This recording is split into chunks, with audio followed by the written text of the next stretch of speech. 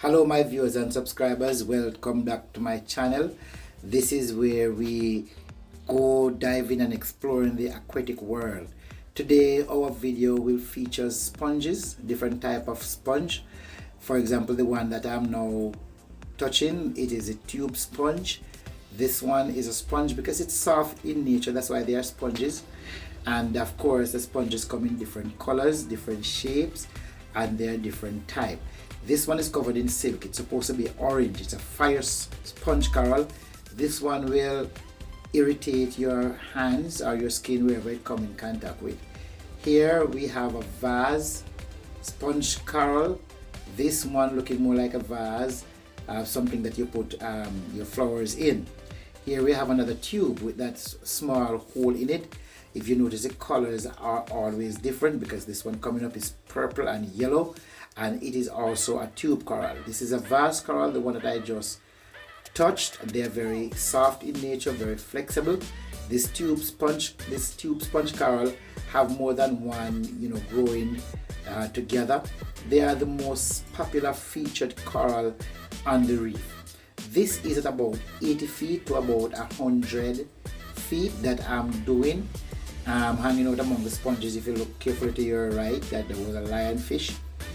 We have other type of sponges. Some of them you have to look closer to them. This one is a very colorful blue vase sponge coral. This one is a tube sponge, but a little bit branchy and elongated. So you have more than one sponge growing in the same area. What I'm featuring here is a black coral. It's very rare. Not many divers see them. Not many divers know them. They are hunted by many, but they are protected by government. This one is in an area that I dive very frequently. I'm a fisherman, so this one is in an area where I dive very frequently.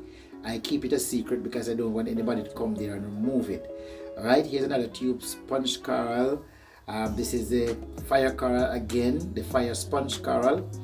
And so as you see them when you go diving, you'll get to identify them. The reason why you're seeing the same one over and over again in different area is because I'm just trying to establish and to show you the different shapes that they come in, the different size, the small ones, the medium sized one, and the tall one. And sometimes you'll find more than one sponge, one species of the same sponge growing in the area. It's very exciting to scuba dive.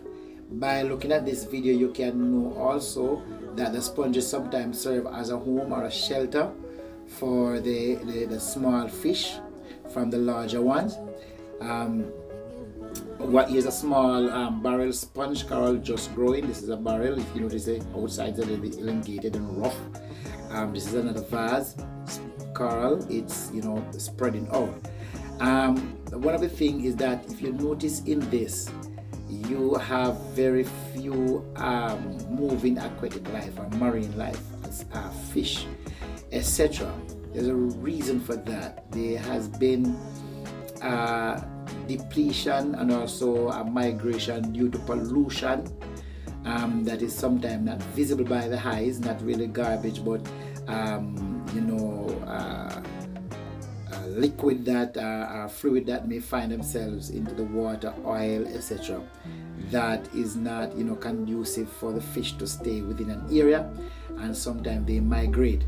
The other thing that is affecting us is turbidity. You notice that white ashes looking stuff on the coral, that's silt. It comes in the water from the runoff after it rains, because you have some rivers emptying in the Bay of Montego, because this is just outside of the airport reef.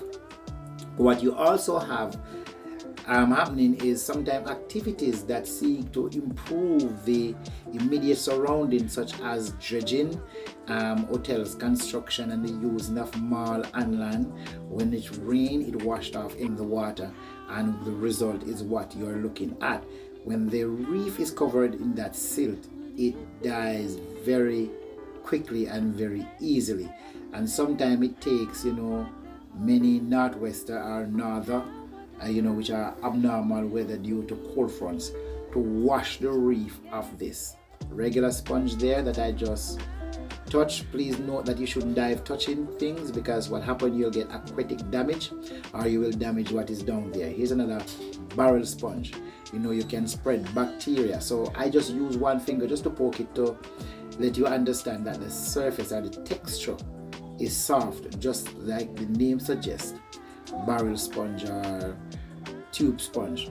Now, what you'll find happening in the barrel sponge, especially if you night dive, you'll find the king crabs hanging out in the barrel sponge, just lying there. Sometimes you have the parrotfish go to sleep inside there. Inside this one, the tube sponge, you'll find what crab it is known as a arrow crab or arrow shrimp, I should say. You'll find them hiding out inside there, because it gives shelter from predator. Now, what I must also let us know is that a lot of what is happening here has been and is and will continue to be affected by global warming, because just a 2 or 3 degrees changes in the water temperature is a lot to wreak havoc on the reef and kill a wide variety of corals. And the corals are home for the fish, just like our houses are home for us. And if our homes are destroyed, then we will migrate from that area. Likewise, when the corals are destroyed, what you will find out is that fish will migrate. The Saharan dust that we experience on a yearly basis, around about from June to about October, when it starts raining, is when you get a break in it. That also affects the coral, because it comes with some bacteria, and when it falls into our sea and it settles on the coral, it sometimes breed a bacteria on the reef that will start a little fungus looking patch, but that patch will eventually spread until the entire reef is dead. So some of what is happening to our reef to cause the depletion, we have control over it, but some of it we have no control over it.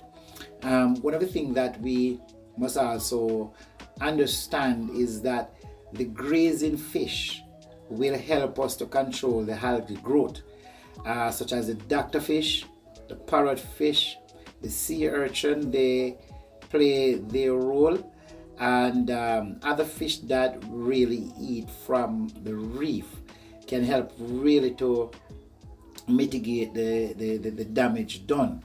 But what can be done overall if we as people become good steward and don't dump into our gullies, don't do stuff that will damage our coral reef. Just imagine then that if the coral reefs become extinct to the extent where maybe another 30 or 40 years from now, the time our grandchildren and great-grandchildren will be able to see a coral reef is if they look into a book or they go into a museum. Right? So we need to preserve all of this. It's beautiful. It's the reason why tourists keep coming back to our country. It's the reason why you still have your favorite seafood on your table. And so the fishing industry and the tourism industry, we should place emphasis and show interest and encourage our people to protect and to preserve what we have. Sometimes conservation measures have to be taken. And one of the things that we must do also is to seek to educate our children, that the next time you have a tasty seafood meal, you have to remember that you have to preserve what is out there and conserve so you can have it. So in the meantime, I encourage you to like, subscribe, share, leave a comment, and continue to watch our videos as we educate and entertain. God bless.